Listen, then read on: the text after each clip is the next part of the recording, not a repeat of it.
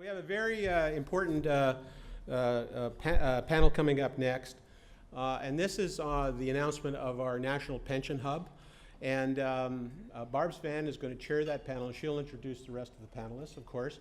We did put out a press release this morning, and so you will see it picked up in the press. But this is a major initiative, a major expansion of the work that the Global Risk Institute and the industry is doing on pension and income security. And of course, most of you know Barb Zvan, who is the Chief Risk Officer at Ontario Teachers' Pension Plan. And so she's here to lead a panel in a discussion of what is the National Pension Hub and what do we plan to achieve. Barb, over to you.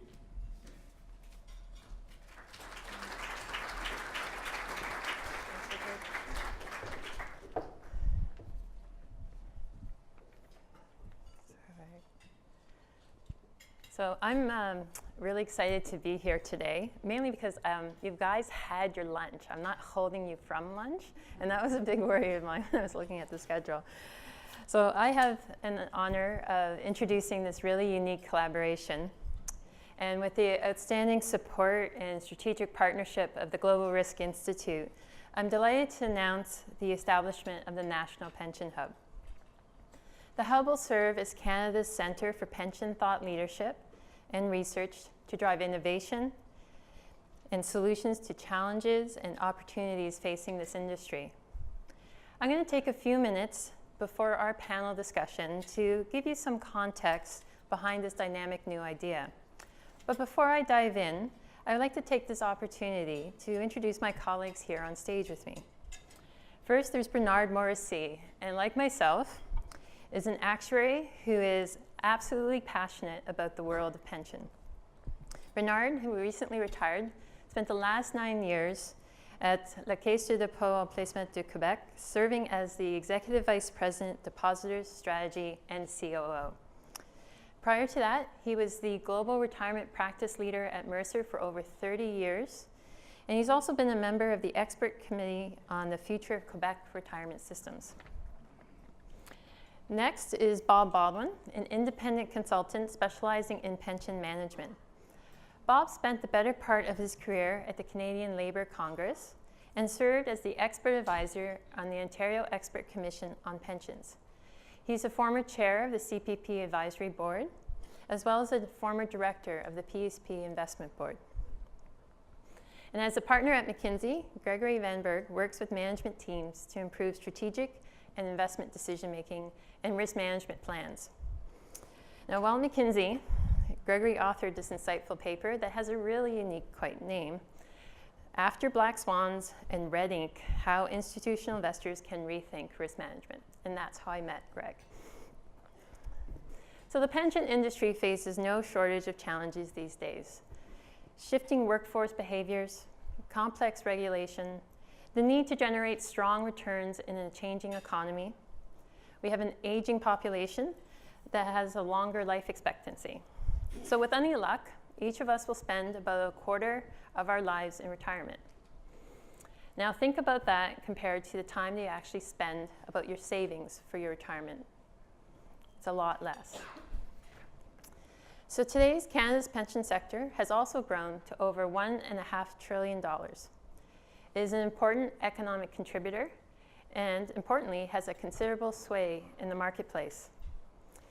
It is this backdrop that got us thinking about creating a dedicated center to connect pension research with practical knowledge and expertise. The National Pension Hub is about bringing our academic institutions and industry practitioners together in symbiotic collaboration with the mission of boosting retirement security and savings. And I'm going to have to hit a button. Here we go. All right. We see this hub as an opportunity to drive objective, pension-focused, and industry-relevant research and insights, an opportunity to engage with our world-class universities, where students and professors dedicate themselves to research with theoretical curiosity and academic rigor, and challenge them with complex, practical pension topics. An opportunity to leverage the expertise and leadership of our large, sophisticated pension organizations and the consulting partners, Some of these pension plans have been lauded as maple revolutionaries, and we are looked to as ambassadors for the Canadian industry and economy. So what does success look like? To us, success means establishing Canada as a source of leading pension research that provides both local pension insights as well as globally informed investment and government research. For GRI, it means driving new membership and better engaging existing members on important topics. Now, GRI has established a proven model for deriving value from partnership between academic and industry leaders. Sorry. It made natural sense to apply this model to the pension industry and leverage the amazing resources that you've seen today and that is at our fingertips. And that is why we are here today. So our intent is that the hub becomes a meeting place to share knowledge, pool resources, drive progressive research, and maybe even share some constructive debates from time to time. Formally, the objectives of the hub are to provide innovative solutions to retirement saving challenges, create sustainable capacity for academic research focused on improving retirement saving outcomes, and serve as an unbiased source for policy consultation. Now, many of you have already played a big role in pushing this movement forward. Along with GRI, we have secured participation from 14 leading organizations across the pension, financial services, and consulting industries. The organizations are displayed on this slide, and 3 are on our panel. And I'm just going to take a moment. There's 4 others in the room. There's Mercer, represented by JP Provost. Maybe you can raise your hand. There's Rocky Arachi from CPPIB, JF Barreau from PSP, and Rodney Hill from OMERS, also in the room today. Now, our participating pension organizations are mission-oriented and manage significant pools of retirement savings, largely on behalf of the public sector. And that's why we have 5 participating consulting firms who support both the public and private sectors. And finally, we have 2 independent contributors with deep pension expertise. I believe it's this diversity of membership that is one of our key strengths. And we would like to thank each of these organizations and individuals for embracing our mission, believing in our collective ability, and supporting us in our determination to improve retirement security. On that note, I'd like to move to the Q&A portion and ask my fellow participants their thoughts.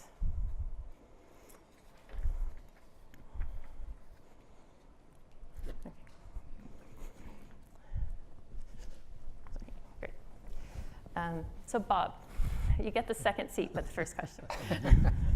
You've authored many papers and participated in many expert panels, advisory committees on pensions. What value add do you think the hub will bring? Okay. First of all, I want to say a word about the context in which the hub is being launched, because I think it's very important understanding why I'll identify the value adds as I do. And there are 2 big picture developments that are important in framing our context. One is that we are still at the front end of a permanent aging of the population, which will change Canada's age structure to a much older society in the years ahead, with more people relying very heavily on pensions and other sources of retirement savings than has been true in the past. The other thing that's important is that almost all forms of retirement saving schemes in this country have undergone real stresses in the early part of the 21st century.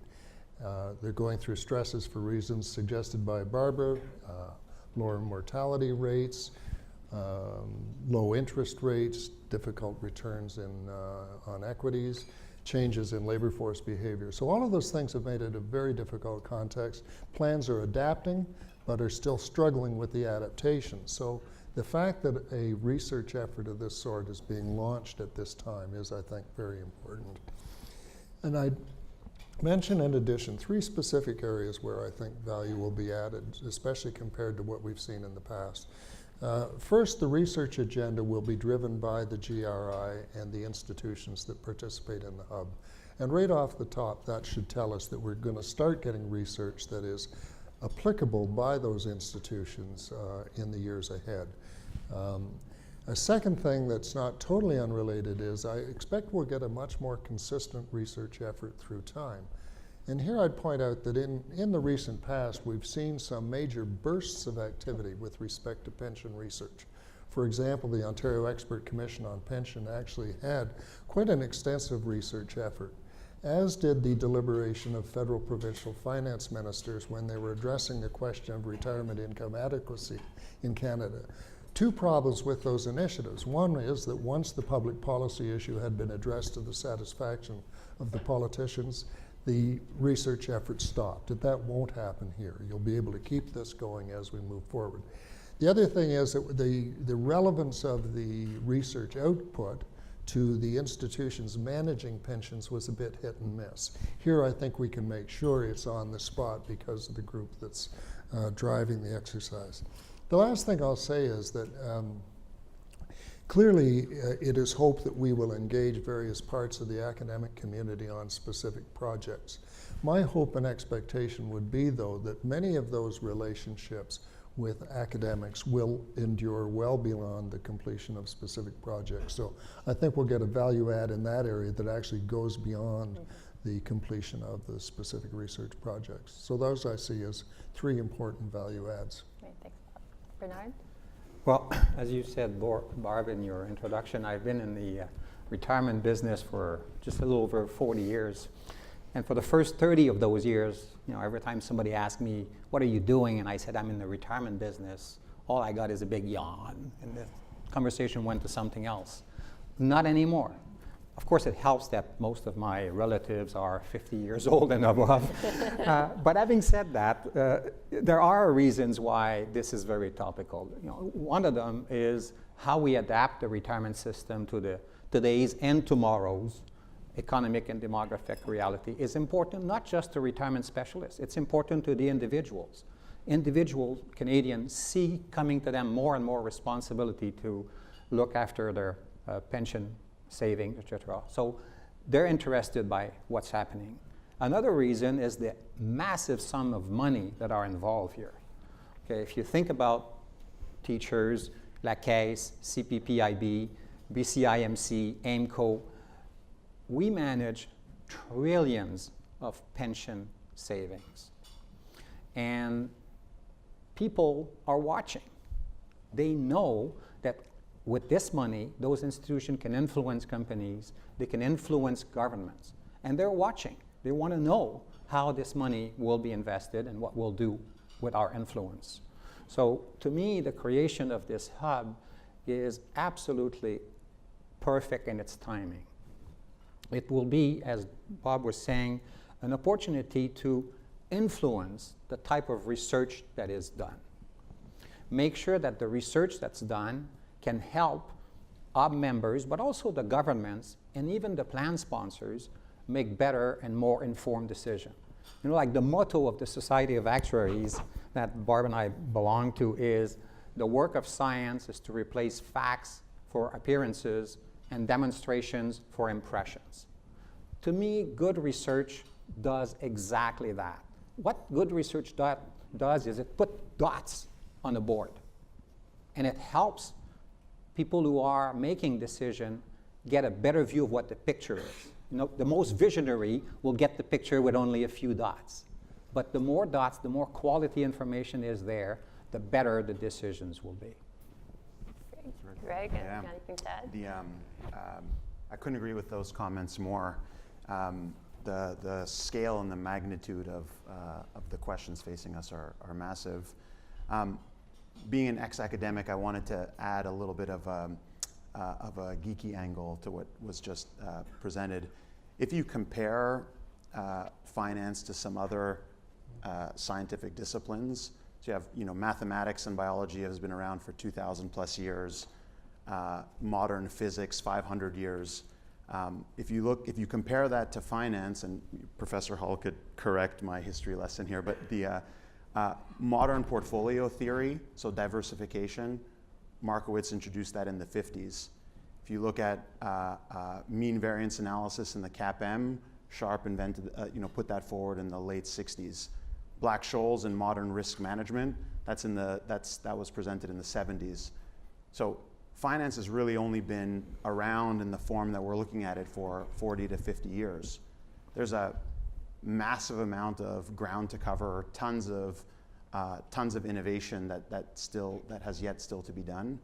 And you look at Canada, we've been one of the real innovators in pensions, and we are leaders on the world stage. I'm quite excited about the pension fund, the pension hub being here, and seeing Canada actually leading in pension fund research. Quite exciting. Great, thanks guys. So Bernard, you have a long career in pensions, and if you were able to go back to academia to study, right, what topic will you now research? Well, there are many topics that come to my mind, but I'll talk about 3. The first one is the implications of the decisions our ministers of finance just made less than a year ago. They've decided to enhance the Canada Pension Plan by creating a supplementary plan that I'll call CPP2 for discussion's sake. But the particularity here is that this part of the plan, the CPP2, will be fully funded. Now, the current CPP is partially funded. What fully funded, partially funded, what difference does it make? At maturity, if it's fully funded, there'll be 5 times as much money in the CPP2 for every $1 of benefit that there is in the CPP1.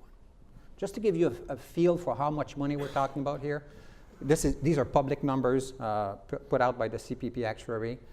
In 2045, CPP1, so that's what's currently managed by CPPIB, will be $1.2 trillion. In 2045, CPP2, which will only be 20 years old by then, will be $930 billion. So between those two, we're talking $2.1 trillion. That's in addition to whatever Quebec does when Quebec decides what the future of the Quebec pension plan. So the implications of all of this is something we need to study. We need to research that a little bit. What will it mean to other savings in the country is one thing. The second aspect of this is they've said that because it's fully funded, because they don't want any intergenerational transfers, that if the cost of CPP2 turns out to be different than what the actuary has calculated, they can adjust the benefits. Now think about this, okay? We will have a plan that has huge sums of money. Because it's fully funded, it has a little deficit, and we're going to go to the population and say, well, you know what? We got to adjust your benefits. We need to think about this. So that would be one area that I would research. The second one is all this theory about risk sharing between plan sponsors and individuals. You know, we've seen a massive shift from defined benefit to defined contribution. And everything you read about the retirement plan of the future is some sort of hybrid. You know, it should be a DC fundamentally, so we have predictable costs, but a DC with some sort of pooling of the risk and an efficient mechanism to take the money that you've accrued and translate that into an income after retirement. Well, this is a nice concept, but how do you actually do that on a big scale is a real challenge. How do you have risk pooling in a DC plan and an efficient way to translate capital into income? And the third one, and you know, Bob and I would be a testimony of this, is the very meaning of the word retirement, okay? I mean, this theory that we had when we grew up, that we would stop working on a Friday and retire on the Monday, ain't happening anymore. You know, it just ain't happening. Okay? When I grew up, and my uncles would say to me, "I'm going to take my pension," what they meant is, "I'm going to retire." Well, I take a pension and I'm not retired. Okay? And I'm sure there's a few people here. So this whole meaning of the word retirement has to be really thought. You know, it is interesting to me that we're still working our assumptions, our plans, as if 65 will be the retirement age 30 years from now. I doubt it. I doubt even that the word retirement will be seen the same way. So the one that I would love to research. Well, an interesting fact is, who are the richest retirees? the ones that are still working. So they're collecting their pension and they're still having their part-time job. Yeah. So, so Greg, how about, Yeah. how about you? I was Something actually- like you, Bernard, there, right? Yes, absolutely. I was actually banking on that. I don't know. To go back to the office, I think. Yeah. So thinking back on my PhD, what would I do differently? First of all, I'd probably make it last longer. So work is definitely harder. I had this tiny office at McGill, and I basically came in at 8 in the morning and left somewhere around like 6 p.m. I stayed in the office the whole time. So just thinking about the pension fund, the pension hub, excuse me. One of the things I would have liked to have done differently is, get out into the local marketplace and see what are actually some of the most relevant topics that would then help me in my career. Are there data sets that are being produced by the local pension funds that I'd be able to analyze? Are there interesting topics that would help me and get me into a kind of different community and out of my office, which is one of the things about the PhD that I thought was it was quite insulating. So that's kind of one reflection. And thinking about topics, if you take the tactical side of some of the things you said, Bernard, that really kind of hit home for me is as pension funds get larger and larger, a lot of the theories start to break down. They start to look a lot more and more like the market. So how do you think about diversification? How do you think about value add? How do you think about returns? Those are all like really interesting questions we're going to have to we're going to have to tackle. You look at the risk management side, so that's returns. What does the risk part of the ledger look like? As the funds go into more and more alternative asset classes, how do you think about correlations and factor risk and kind of tail risk management and those types of things where individuals don't need to think about the risk side of the equation in that way, but if you're a $1 trillion fund, you absolutely do.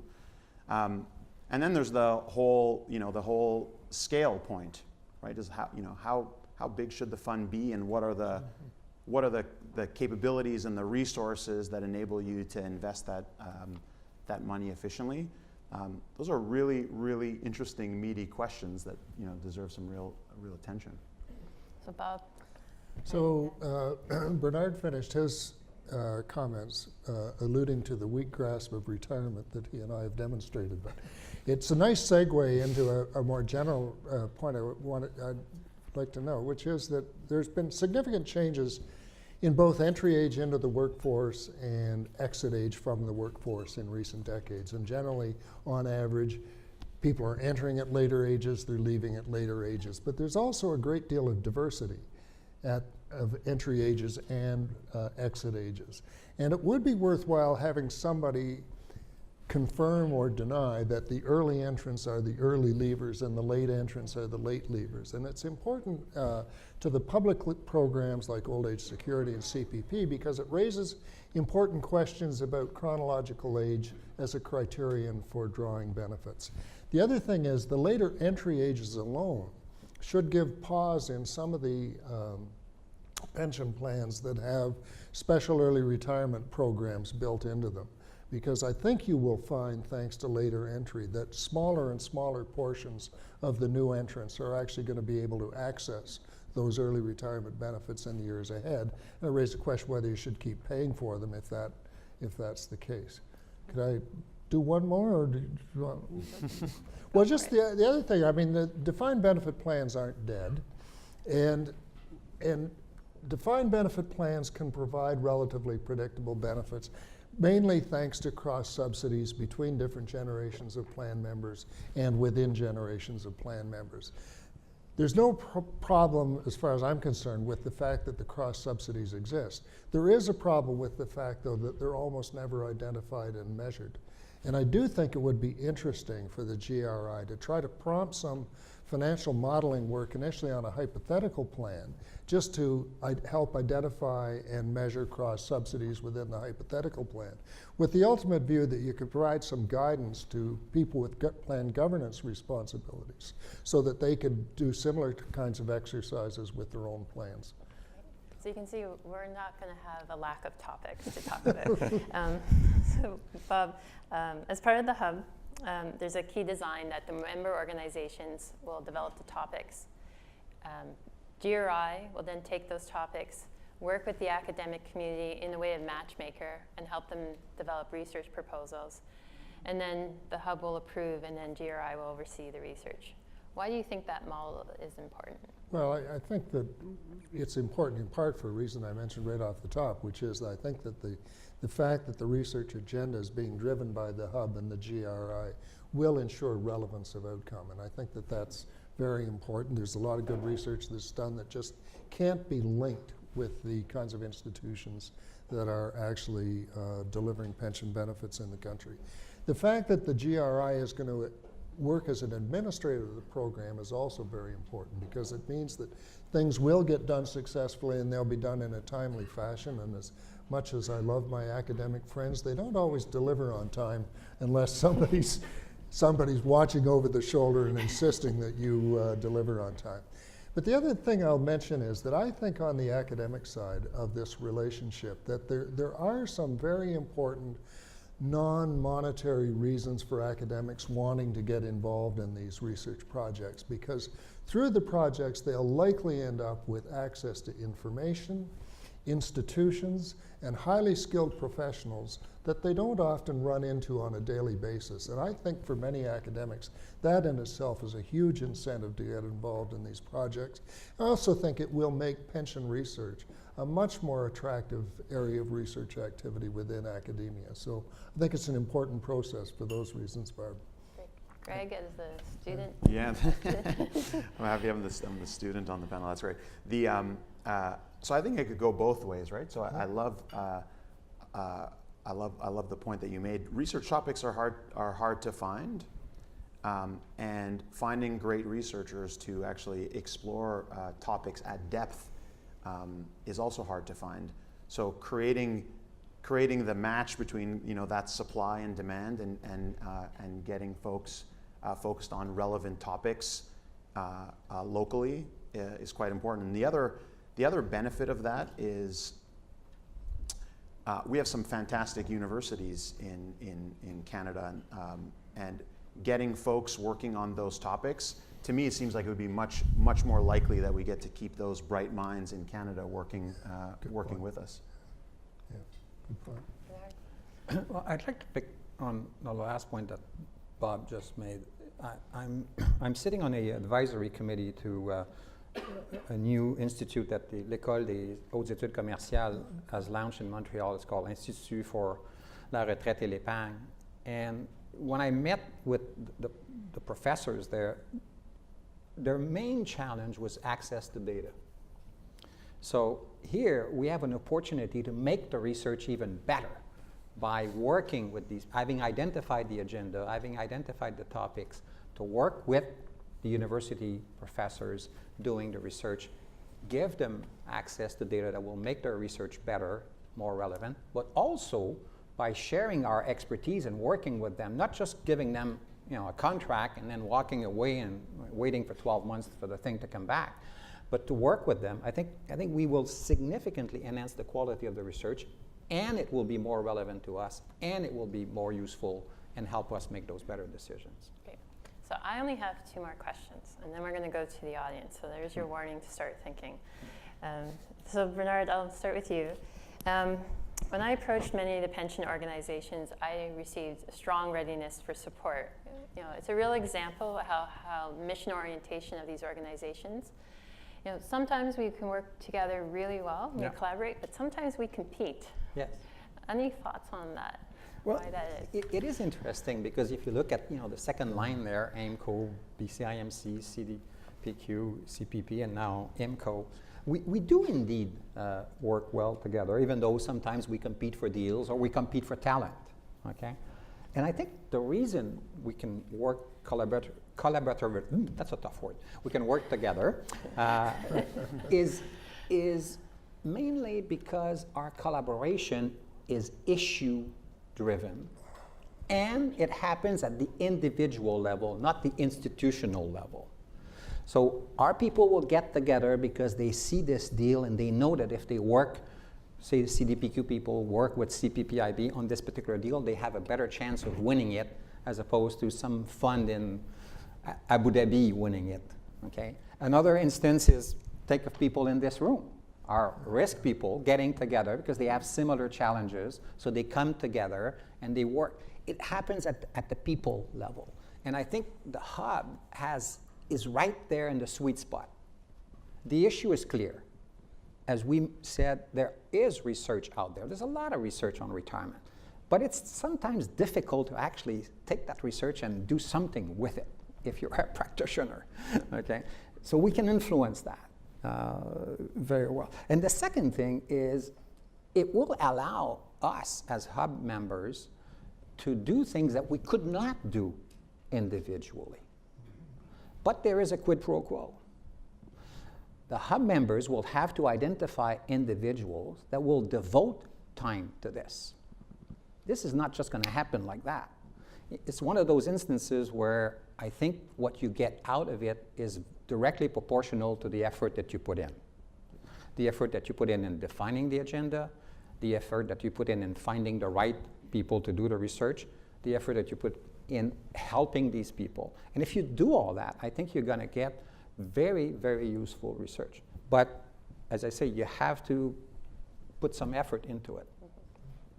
Okay, last question, prepared question. So Greg, so McKinsey supports many of our organizations that are part of this hub. And a couple of years ago, McKinsey also did research, a couple of papers on Canada's retirement readiness. And do you want to talk to why McKinsey took on that challenge? And I know, Bob, you're bursting to comment on that too, so we'll go back to that.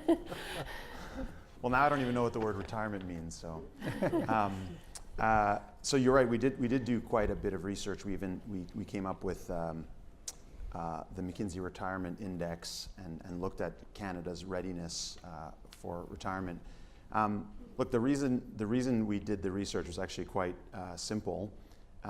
If we wanted to serve, pensions and asset managers in North America or in Canada, understanding, the current state of the beneficiaries is critical. I think, Bob, you mentioned a lot of the forces that are in play. So increased volatility, aging population, life expectancy increasing, lower returns, competition for talent. There's all sorts of things that impact the pension's ability to actually to help beneficiaries have a good retirement. And understanding how all of those things come together is critical in us actually providing good advice. And I would argue to make better investment decisions with the pension funds making better investment decisions. So if you look at one of the conclusions of the research in Canada was that roughly 4 out of 5 households would be ready for retirement, which is actually great. Canada was one of the better performing countries. But that means that there was it was roughly 17% were not ready, meaning their standard of living would go down in retirement whenever that would happen. And so that group fell into 2 categories. One, which was those that didn't contribute enough to either their employer plans or their RRSPs, or second, they didn't have access to plans and they didn't save enough. And so what I would argue, and this is potentially another research topic, is understanding the needs of the beneficiaries in Canada enables both private and public pensions to make better policy decisions so that 100% of Canadians are ready for retirement. Did I do that justice? Yeah. I feel like I've been put on the spot.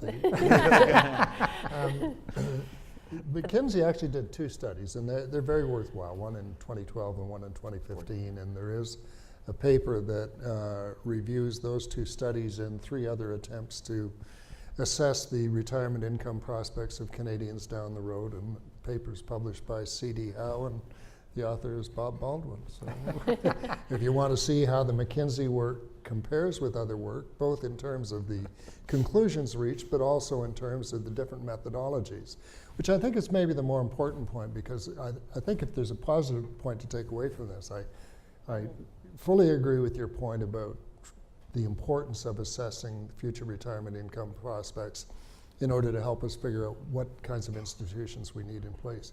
But doing that well is an incredibly complicated process. And the paper that I did for CD House suggests some elements in the way ahead in terms of the methodology you should use to try to reach conclusions on that, but it's not easy. No, again, more topics. So I'm going to open it up to any questions that we can take for the last few minutes.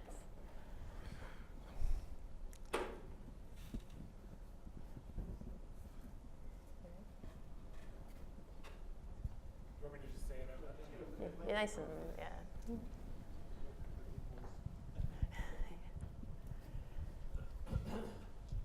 This may be a bit off topic, but and I'm from EY actually.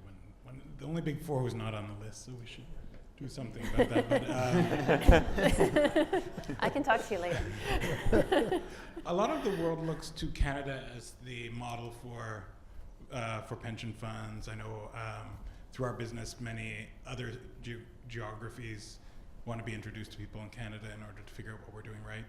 Wondering who Canada looks to as maybe not a superior manager, but a comparable manager, or an area where ideas in pension management are might influence us to improve our setup. Yeah, I can go and then you take a second. So I chair International Center for Pension Managers, which is a group of about 40 plus large global pension plans from around the world. I would say, Canada probably benefited early on, or I know I did, at least from meeting many of our Dutch counterparts who have long had very well-established plans. Meeting the Australians who have taken a different approach and realized, they're more DC, and what was the context of which they made those decisions and some of the challenges, so which I think helped inform a lot of our DC conversations here. You look to countries like Chile, they've done interesting things where they were challenged with the cost of retirement savings. The Nordic countries have taken an interesting approach. They've had different challenges in terms of large pools of money, in terms of putting it out. And so I think, globally, I think there's people that we learn from and to improve, and also there's a lot of lessons learned that I think that we can also reflect on as we make changes to our own plans. I would agree. I think whenever you look at these global ranking of the various countries, Canada tends to be around 6 or 7, which is kind of surprising, because I agree with you. When you talk to people around the world, they seem to think Canada is up there, but we tend to be more like 5 or 6, and the Dutch guys tend to be more like 1 or 2. I think one of the reasons why we are seen so well, I think there's one thing that a fundamental and I have to, really congratulate the people who thought about this in the 60s. They thought about a system that would have truly shared responsibilities between the governments, the employers, and the individuals. And I think that's one of the reasons of success. Of course, a second reason of success is those people paid a lot of attention to the governance around those pension plans. Whether they're government plans, like Canada or Quebec pension plan, whether they're employer plans, or whether they're individuals, there's a really strong governance. Now, that's being challenged now on the one end, though, because the employers, for all kinds of good reasons, have tended to take less responsibilities, less ownership for the thing, and have tended to shift it to the individuals. So I'm glad that the government and the ministers of finance have said, well, hang on a minute here, okay? It's difficult to reverse this trend, but we will make sure that we improve a bit the government part. And yes, the employers, you're going to have to pay into it. You don't want to take the responsibility to do it, but you're going to have to pay for sort of that cost to recalibrate a bit the responsibilities. But we cannot underestimate the shift to the individuals. It's a very, very important shift. And, you know, saving for retirement is easier said than done, okay? I mean, A, you got to find the money. B, you got to invest it. And, you know, we have a bunch of people here who earn their living investing money, and, you know, then you ask the individual to do that.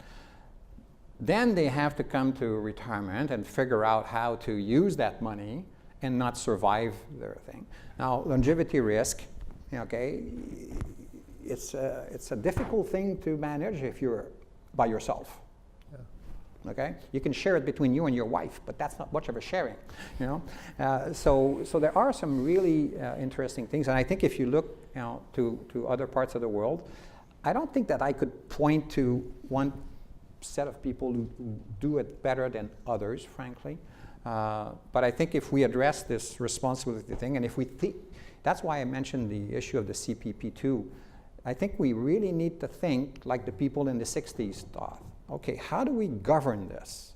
How do we, you know, adjust the governance model given the magnitude of the amount of money that will be set aside? Because it's significantly bigger, as I mentioned in my notes. So. The only thing I'd add, I agree with everything that Bernard has said. I think that much of the favorable reputation of the Canadian plans has focused on the experience of plans for public employees and near public employees. And one of the things governments have done here in Canada that I think is quite important is they've been more willing to put those plans more at arm's length from government than you find in some of the other Anglo liberal countries. And I think that's had a very important impact on their, first of all, on their willingness to innovate, but also on their willingness to manage investment programs professionally and without any real government interference in how they do their work. I think, you know, just to reflect on that, I was recently in a number of American cities, and I tried to meet with some of the pension plans, and I tried to talk to them about our governance between our board, the regulations that we're in, you know, how well we're funded, the lowness of our discount rate. And, you know, we think this is common because this is what we're used to. It is totally out of the norm in the US. Yeah. You know, you think of some of those plans, and they're funded at 70% with a discount rate that's 8% nominal. There's no regulator. And so, you know, there's lots of ways to improve even here. And I think, you know, hopefully this research will create the sustainable source of research that everyone can use, and even our counterparts in different countries. Well, Barb, that's it's interesting. That's the call to action. I was going to make a similar point. At McKinsey, our center of gravity for pension fund work is actually in Canada, and we have, you know, $1 trillion fund in Japan and like a $300 million fund in the U.S. calling and saying, well, you know, how do you guys, you know, how do you do it? How do you govern? How do you organize yourself? What kind of capabilities do you guys build in Canada to be so successful? And then you look at it on a sheet of paper and they're like, holy cow, that's how the governance model works. That's the type of people you're able to attract. That's the kind of asset classes you're invested in. And there's really a massive gap. So I think one angle that you pose, which is let's create that research to make it sustainable for everyone. But it's also a call for action for us, which is what's the next step change for growth in Canada pensions, and how do we continue to improve? Because there aren't fantastic models out there for us to emulate. We are them. I have time for one more question.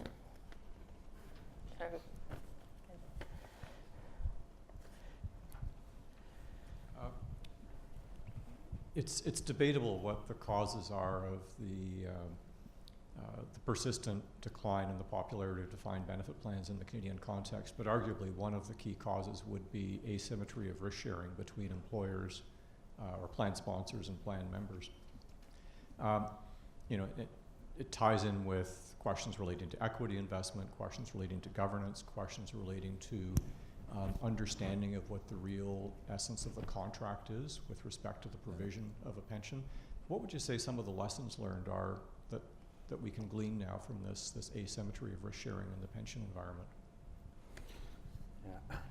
I know Bernard's bursting here. Yeah, as Barb said, I was on an expert committee that was formed by the Quebec government to exactly address that question. You know, what can we do for the privates, you know, to better the system, especially on the private sector.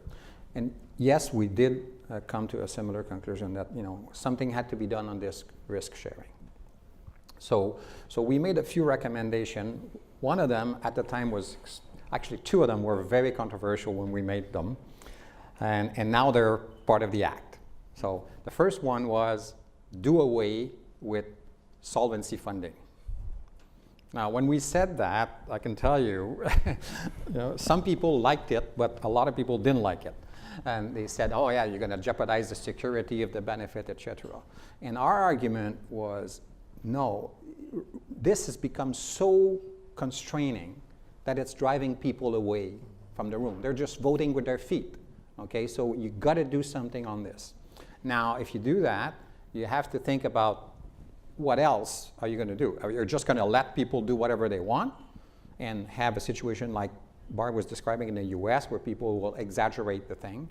So we said, no, if we do that, it has to be going concern funding, but it has to be constrained in some way to have provision for adverse deviation, and which depends on your investment strategy and your liability profile. The second thing we said, which was also very controversial, we said, you know, if you could keep insisting that it's all of one or all of the other, in other words, ironclad benefits guaranteed or none, what you're going to get is none. So you better start thinking about making some of those benefits into the defined benefit plan contingent upon the experience of the plan and the capacity of the plan to honor the commitments. Now, again, that was very controversial, and we said, you know, we're not saying that you should go and reduce pensions and payment. That's not what we meant. But there has to be some sort of contingency into the benefits payment, because if you don't, you're not going to have any plans anymore, except perhaps for municipalities and provincial governments, and even then, okay? So, yes, we thought, you know, you have to bring a little bit of equilibrium. Now, people said, well, do you think that's going to, you know, create an increase in the number of DB? And we said, well, we're not that optimistic, but we're going to start by stabilizing the thing, so keeping the plans that we have in place. And if we do that, then perhaps with time we're going to see new types of defined benefit plan being put into place. So we're into the stabilization period at this stage. But yes, you've hit on, you know, one of the major issues. And for our accounting partners, I think the impact of the accounting into the income statement, which you know the CFOs don't like the volatility, the impact on the ratings of the organizations. So I think there is probably many things that cause that. You want it? Well, I will add one thing, which is there is a lot of uncertainty about where the economic burden of employer pension contributions falls. I know people have tried to study it empirically and haven't got very far with it, but economic theory would suggest that under normal circumstances, most of the economic burden of the employer contribution should fall on the employees. Okay, so we're out of time. So I'd like to thank my panelists for their contribution today, and I also like to personally and deeply thank the partner organizations for the commitment to this important initiative. It was really great to see the excitement amongst the organization, and hopefully we're back next year and tell you about our progress.